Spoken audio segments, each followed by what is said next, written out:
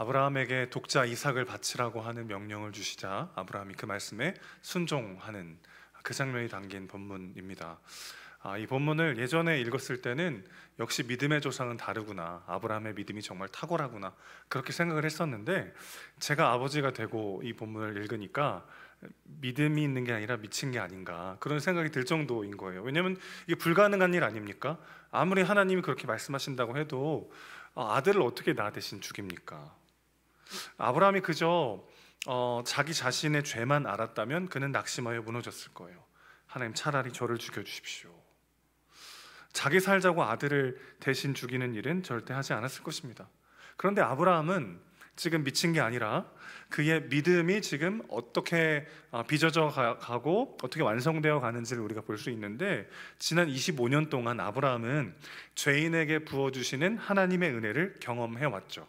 그리고 이삭을 통해서 큰 민족을 이룰 것이라고 약속하셨던 하나님의 약속을 그는 분명히 믿기 시작했습니다. 자, 오늘 본문에 보면 아브라함의 두 번의 고백이 등장하는데, 먼저 5절 다시 보시면, 이에 아브라함이 종들에게 이르되, 종들이 이제 같이 가는데 종들을 두고 이삭과 둘이 가려고 하는 이야기하는 장면이에요. 너희는 나귀와 함께 여기서 기다리라. 내가 아이와 함께 저기 가서 예배하고 우리가 너희에게로 돌아오리라. 아브라함이 그러니까 종들을 거기 둔 다음에 이삭하고만 둘이 가려고 했던 거죠. 왜죠? 같이 가면 필시 막을 게 뻔하니까요. 생각해 보세요. 이제 이때 아브라함의 나이가 한 115세에서 120세 정도 되는, 이삭이 그러니까 거의 청소년, 당시 유대 문화에서는 성년이 된 그런 나이입니다. 근데 120살 된 할아버지가 자기 아들을 갑자기 번제로 바치겠다고 하면 종들이 가만히 있겠냔 말이에요. 당연히 뜯어 말릴 수밖에 없잖아요. 그러니까 철저히 순종하기 위해서 아브라함은 종들에게 너희는 여기 있어라 한 다음에 이야기하고 떠납니다. 그런데 뭐라고 말하냐면, 내가 너에게 돌아오리라 하지 않고 뭐라고요? 우리가 너희에게로 돌아오리라, 이렇게 고백해요. 아브라함이 그냥 종들을 속이려고 이야기했을 수도 있습니다. 그런데 8절 말씀을 보시면 아브라함은 정말 믿음으로 이야기를 했다는 것을 우리가 알게 되는데, 8절 보시죠. 아브라함이 이르되, 내 아들아, 번제할 어린 양은 하나님이 자기를 위하여 친히 준비하시리라. 이렇게 같이 산을 올라가고 있는데 이삭도 번제를 한두 번 드려본 게 아닐 거 아니에요? 분명 나무랑 뭐 다른 건 다 준비했는데 뭐가 없어요? 양이 없는 거예요, 양이. 그러니까 궁금하니까 아버지에게 물어봅니다. 그때 아버지 아브라함이 뭐라고 말합니까? 하나님이 친히 준비하실 것이다. 자, 이삭에게는 끝까지 거짓말 할 필요가 없어요. 왜냐하면 결국 말해야 돼요. 이삭에게는 하나님이 너를 번제로 바치라고 하신다. 그때 만약에 이삭이 동의하지 않았다면 아브라함은 이삭을 바칠 수가 없습니다. 좀 전에도 말씀드렸지만 아브라함은 이미 120세 된 노인이고 이삭은 한참 혈기왕성한 청년이에요. 그럼 이삭이 막 도망가면 아브라함이 이삭을 잡을 수가 없으니까 결국 본문에 명시되어 있진 않지만 전제가 뭐냐면 이삭은 지금 철저히 순종하고 있는 거죠. 그러니까 결국 이삭에게는 말해야 된단 말이에요. 너다, 네가 바로 재물이다. 결국은 말해야 되는데 여기서 뭐라고 이야기합니까? 하나님이 자기를 위하여 친히 준비하시리라. 자, 그게 무슨 말이냐면 아브라함은 그저 맹신한 게 아니에요. 말도 안 되는 짓이지만 그래도 하겠다고 미쳐버린 게 아니란 말이죠. 하나님의 약속을 믿고 무슨 방법인지는 모르지만 하나님이 지키시고 인도하실 것이라고 그는 믿고 나아가고 있다는 것입니다. 자, 이게 굉장히 중요한데, 아브라함이 그냥 미치거나 맹종한 게 아니라 그는 분명 믿었어요. 어떤 하나님을요? 죄인을 용서하시고 끝까지 사랑하시는 하나님, 그리고 약속한 것을 반드시 지키시는 하나님을 그가 믿었단 말이죠. 그런데 그 하나님께서 말씀하실 때 지금 당장의 과정은 하나님이 어떻게 일하실지는 알 수 없지만 내가 믿는 건 현실이 아니라 하나님이기 때문에 그 약속을 붙잡고 이해되지 않는 현실을 나아가는 것, 이게 아브라함의 모습이었다는 것입니다. 자, 아브라함은 지금 두 가지를 분명하게 알고 있어요. 첫 번째는 자신의 죄입니다. 독자 이삭을 번제로 바치라는 말씀을 들었을 때 제일 먼저 그의 마음에 어떤 마음이 들었을까요? 내가 이삭을 나도 모르는 사이에 내 마음의 중심에 두고 있었구나. 하나님보다 더 사랑하고 하나님보다 더 소중히 여기고 하나님보다 더 내 인생에 의미를 부여하던 존재가 바로 이삭이구나. 그는 부인할 수가 없었을 거예요. 그가 자신의 죄를 몰랐다면 아들을 바치라는 말이 너무 화가 나서 순종하지 않았을 것입니다. 하나님, 내가 뭘 그렇게 잘못했습니까? 그렇게까지 내가 무슨 죄를 졌습니까? 아마 따졌을 거예요. 그런데 네 아들 독자 이삭을 번제로 바치라 라는 하나님의 말씀을 듣자마자 아브라함은 뭘 직면합니까? 자신의 죄에 직면하는 거죠.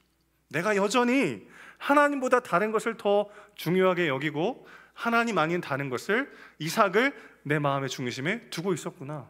그는 고백할 수밖에 없게 된 거죠. 반대로 자신의 죄만 알았다면 어떻게 됐을까요? 하나님의 은혜와 그 약속을 믿지 않았다면 그는 두렵고 낙심이 돼서 한 발자국도 나아가지 못했을 거예요. 차라리 저를 죽여주십시오. 하나님, 제가 죄인입니다. 그래서 너무 두려워서 한 발자국도 내딛지 못했을 것입니다. 여러분, 우리가 내 의지나 결단이나 노력으로 순종할 수 있는 게 아니죠. 망가지고 깨진 나 자신에 대한 철저한 자각과 그런 나를 사랑하시고 그런 나에게 여전히 말씀하시는 하나님의 약속을 붙잡을 때 우리는 순종할 수 있습니다. 자, 그러니까 순종에는 이 두 가지 조건이 필요해요. 이 두 가지 믿음이 필요해요. 어떤 거죠? 내가 정말 소망 없는 죄인이구나. 여전히 내 자존심이 제일 중요하고, 여전히 내 계획이 제일 중요하고, 여전히 내 삶이 제일 중요한 자기중심적인 죄인이구나. 그것을 뼈저리게 직면한 자는 그럼에도 불구하고 나를 사랑하시고 나의 인생을 들어 일하고 계시는 그 하나님의 은혜를 진정으로 경험하는 거죠. 그리고 이 두 가지가 마음에 믿어지는 자야 비로소 보이지 않는 현실 가운데 한 걸음 내디딜 수 있게 되더라는 것입니다. 그러니까 아브라함은 미친 것도 아니고, 아브라함은 지금 자신의 죄를 철저히 자각하고 동시에 그런 자신을 향하여 쏟아지는 하나님의 약속을 믿고 나아갈 수 있었다는 것이죠. 그래서 그 과정은 하나님 어떻게 일하실지는 몰라요. 분명 그는 믿었을 거예요. 내가 친히 이삭을 죽이더라도 하나님이 다시 살리시거나 아니면 내가 지금 알지도 못하는 방법을 가지고 우리를 결국 다시 돌아오게 하실 것이다. 그는 그렇게 지금 믿고 순종하며 나아가고 있었다는 것입니다. 그래서 번제단을 쌓고 이삭을 설득해가지고 이삭을 번제단 위에 올려놓고 찌르려고 합니다. 하나님 언제까지 기다리셨어요? 거의 찌르려고 하는 그 순간까지. 그 성경에 보면 유일하게 하나님이 아브라함을 다급하게 두 번 부르세요. 아브라함아, 아브라함아. 그가 어떤 순간까지인 거예요? 사실상 찌른 것과 다름없을 때까지 기다리신 거예요. 그리고 거기서 멈추게 하십니다. 그리고 12절 보시면 이렇게 말씀하세요. 내가 이제야 네가 하나님을 경외하는 줄을 아노라. 굉장히 이상한 표현입니다. 왜냐하면 하나님은 전지전능하시기 때문에 아브라함이 이삭을 바칠 것이라는 것을 미리 아셨을까요? 아셨을까요? 아셨을 거예요, 당연히. 하나님은 당연히 아시죠. 근데 왜 내가 이제야 네가 하나님을 경외하는 줄을 아노라 이렇게 말씀하셨을까요?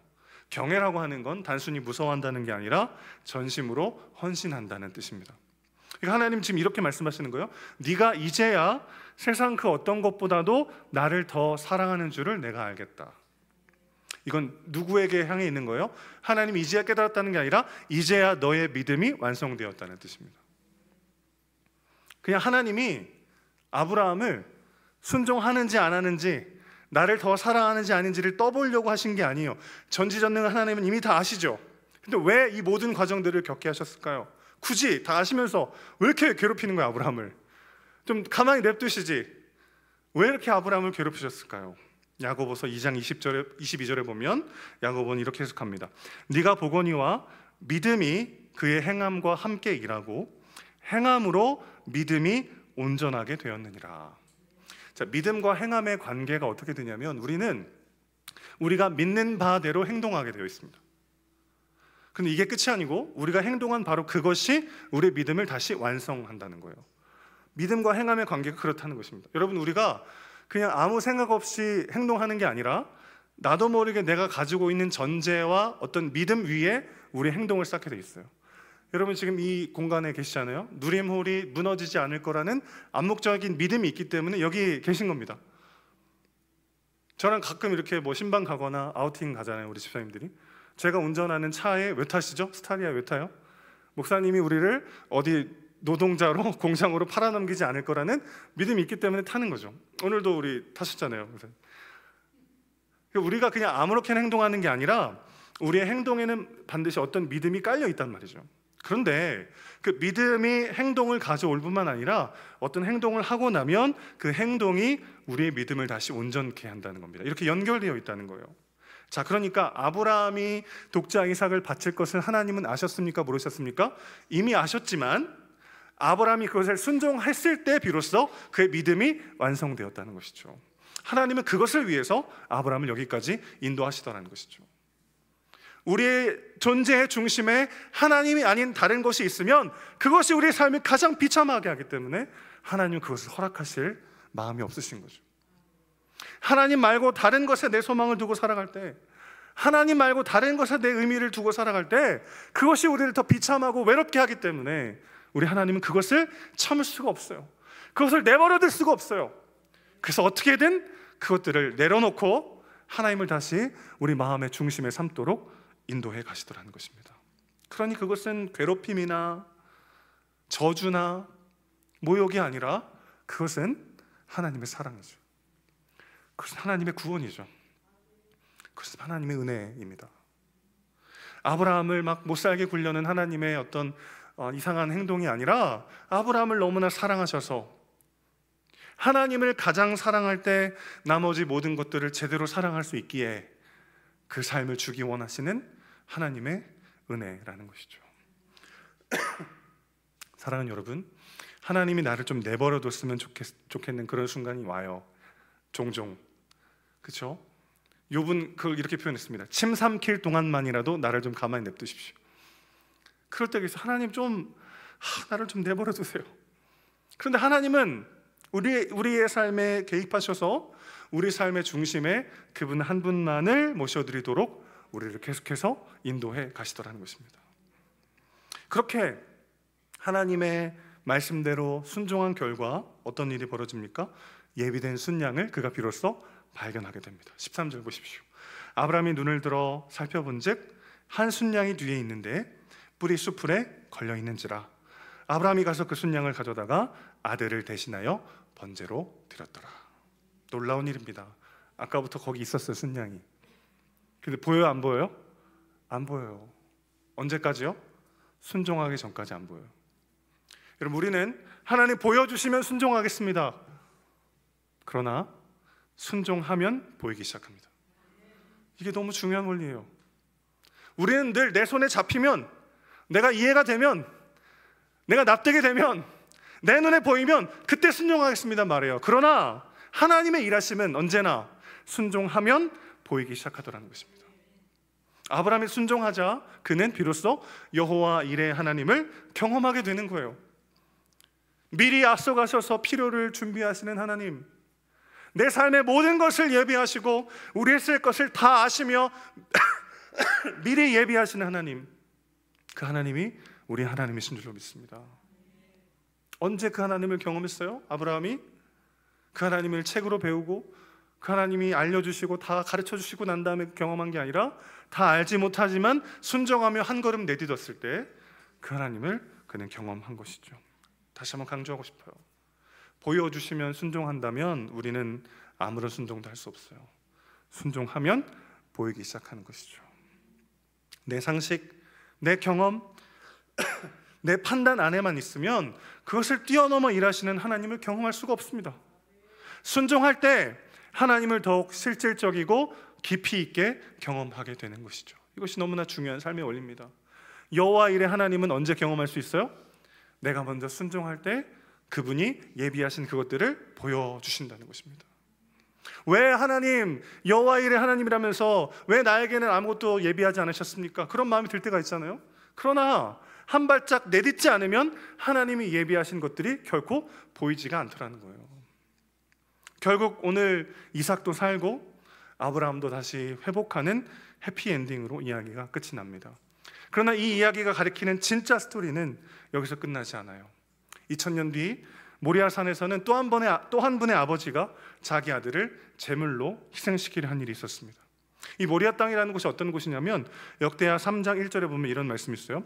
솔로몬이 예루살렘 모리아산에 여호와의 전 건축하기를 시작하니 그곳은 전에 여호와께서 그의 아버지 다윗에게 나타나신 곳이요 여부스 사람 오르난의 타작마당에 다윗이 정한 곳이라. 모리아라고 하는 곳은 그러니까 예루살렘을 둘러싼 여러 산과 언덕에 붙여진 이름이에요. 그리고 그곳 중에 한 곳이 신약에선 이름이 바뀌는데 골고다라는 이름으로 바뀌게 됩니다. 이삭을 제물로 바치려던 아브라함을 하나님이 멈추신 진짜 이유가 뭔지 아십니까? 아브라함아, 네 아들을 죽이지 마라. 내 아들을 죽일 테니 네 아들에게 아무 짓도 하지 마라. 이것이 이 이야기의 진짜 엔딩이에요. 아브라함을 멈추게 하셨던 하나님은 같은 장소에서 자기 아들을 죽이실 때는 멈추지 않으셨습니다. 여러분, 우리가 어떻게 나만의 이삭을 하나님께 내어드릴 수 있죠? 그분이 나에게 가장 좋은 것을 주시고 자기 아들을 버리시며 그 아들의 자리를 우리에게 예비하셨다는 이 하나님의 은혜와 하나님의 약속을 붙잡을 때 우리는 우리 안에 이삭을 그분께 내어드릴 수 있습니다. 우리의 결단, 우리의 노력으로 되던가요? 안 돼요. 아니, 우리 옛사람은 왜 이렇게 자주 부활하는 거예요? 오늘 죽여도 내일 아침에 나보다 더 먼저 일어나 있어요, 우리 옛사람이. 그래서 우리에겐 오늘도 주님이 필요해요. 오늘도 하나님이 우리를 위해서 무엇을 행하셨는지를 기억하셔야 합니다. 우리를 대신하여 아들 예수 그리스도를 죽이셨어요. 이게 무엇을 의미합니까? 우리의 삶을 보장하기 위해 하나님이 하실 수 있는 가장 완벽한 준비예요. 여호와 이래, 여호와께서 준비하신다, 그런 뜻인데 가장 완벽한 준비는 뭡니까? 예수 그리스도예요. 그분의 자리, 그분의 영광, 그분의 아름다움을 저와 여러분을 위하여 예비하신 줄로 믿습니다. 그분이 우리 대신 죽으심으로 하나님 우리에게 필요한 모든 것을 가장 완벽하고 영원토록 준비하시고 보장하신 줄로 믿습니다. 그 여호와 일의 하나님을 우리가 믿을 때 나의 이삭을 하나님께 내어드릴 수 있는 것이죠. 오늘 이 밤 하나님께 다시 고백했으면 좋겠어요. 주님, 나의 이삭을 드립니다. 주님, 나의 이삭을 주님께 다시 드립니다. 나의 계획, 나의 자존심, 나의 갈망, 내가 소망과 의미를 찾았던 그 모든 것들, 어느새 내 마음의 중심을 차지하던 그 모든 것, 나의 이삭을 다시 한번 주님께 드립니다. 언제 가능합니까? 그것을 다 내어드려도 내가 원하는 것보다 더 아름답고 완벽하게 우리의 길을 예비하신 여호와 하나님을 믿을 때, 우리가 그분의 은혜 안에 있음을 기억할 때 우리는 그 믿음으로 담대히 이삭을 내어드리고, 그러나 더 크게 채우시는 하나님을 경험하게 될 줄 믿습니다. 우리의 이삭을 내어드리고 그러나 더 크게 채우시며 순종할 때 보여주시는 여호와 일의 하나님의 축복을 풍성히 누리는 저와 여러분 되시기를 주님의 이름으로 축원합니다. 아멘.